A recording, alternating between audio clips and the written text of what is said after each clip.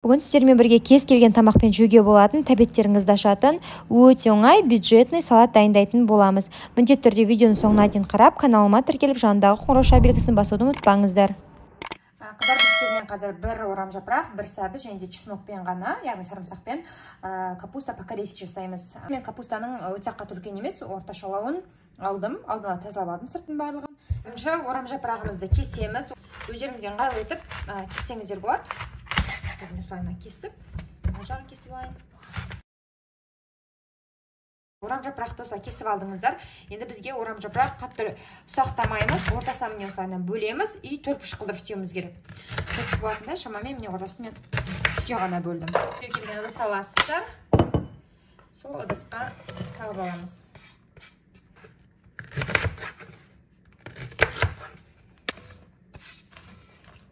Қыздар, міне қараңыздар, барлық орам жапырақты кесіп шықтым. Енді міне аралары жабысып тұрады ғой. Соның араларын барлығын ашып тастау керек. Өте оңай ашылады. Міне қолмен ғана үстіп араларын ашып тастайсыздар. Жатып осу керек болады. Тұзды біз міне шамамен осындай бір ас қасық қылып саламыз. Қатты горка тау сияқты қылып істемейміз да. Осынша саласыздар. Біз қазір қолымыздың көмегімен осыны барлығын араластырамыз.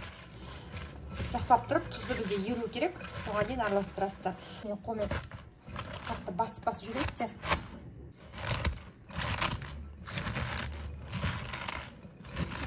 Жесеңдер болады. Капуста соғым бөлініп, тұздың ери бастағандығын байқауға болады аздап.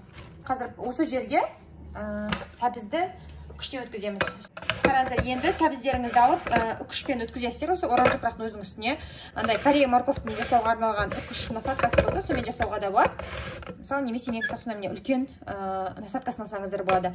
Сәбіз ұзын-ұзын болу үшін не сәбізді былайынан өткізбейсіздер, үкіштен міне былай жатқызып өткізесіздер да. Сол кезде сәбізіміз ұзын-ұзын болады.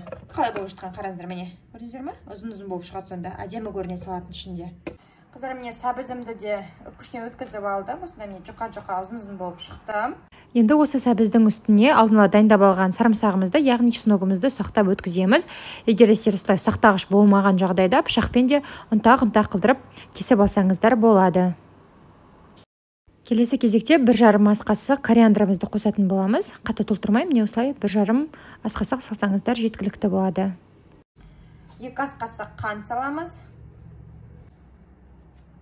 Түсін жақсы қылу үшін түсіне осында куркума қосамыз. Куркума. 1 ас қасықты мен осылай толтырып алдым, горка қылып. Соны саламыз үстіне. Енді қызыл бұрыш салатын боламыз. Қызыл бұрышты 1 ас қасық саласыздар. 1 ас қасықты қатты толтырмайсыздар. Міне осындай без горки салсаңыздар жеткілікті болады. Енді біз қазір күнбағыс майын, яғни подсолнечный масло қыздырып аламыз. Енді ысытып алған күнбағыс майымызды осы салатымыздың үстіне құямыз. 70% уксустан 1 ас қасық құямыз. Енді біз барлық қоспаларымыз қосылғаннан кейін салатымызды жақсылап тұрып араластырып аламыз.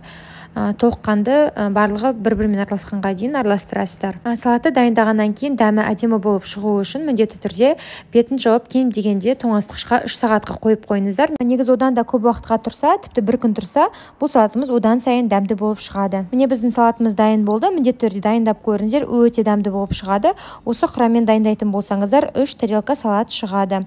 Егер де видео сіздерге ұнаған болса, каналыма тіркеліп, жанындағы қоңырау белгісін басуды ұмытпаңыздар.